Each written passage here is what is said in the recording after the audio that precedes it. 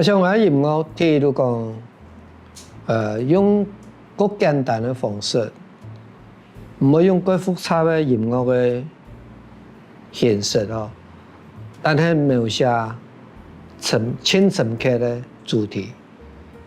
那個主題有人、主題、素材，還有一個生命的立場。所以我用幾多現代一個音樂的形式哦，但係唔會幾複雜。所以嗰啲人講，我一個會幾容易彈哦，嗰時啊唔會幾複雜，但係底背我想要表達的主題，其實大家都彈得到。所以我多見一次還係用一個目標嚟做創作。其實用母語創作哦。當然，語言本身係最重要啦，嚇。但係還有一個最重要嘅就講，真是母語所代表嘅內涵係乜嘅？唔係像表面上講嘅有客化、有客語嘅歌詞表達高嘅地步，其實還有最深刻嘅內涵。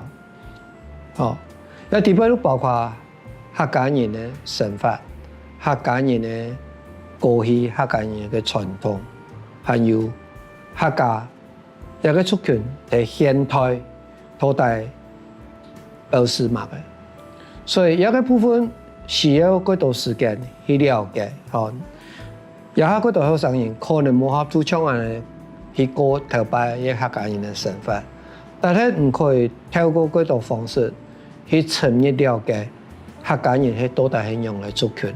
唔可以透過文字，唔可以透過影像，最好唔可以涵蓋到幾多客家中去行了，最好特別待一站幾長嘅時間。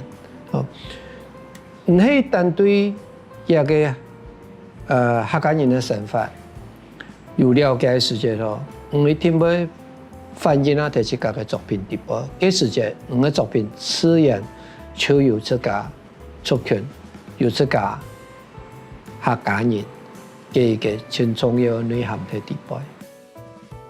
其實我哋喺台灣哦，時常會講到我哋有幾下種冇相同嘅語言哦。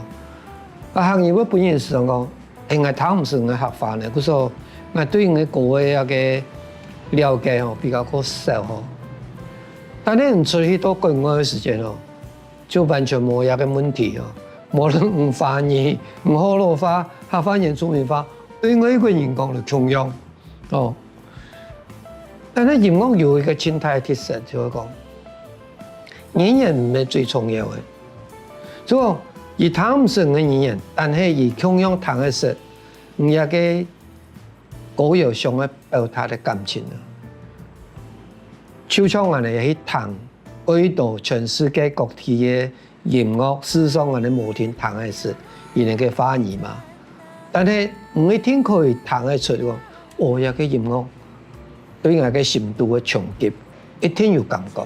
哦，所以大家講音樂係世界語言，一時都冇唔錯。所以我哋更多如講行出去外國嘅時間，我發現其實客語客家歌謠。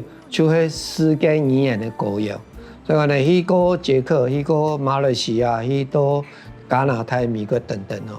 其實許多嘅分享哦，就完全唔會輸喺國內。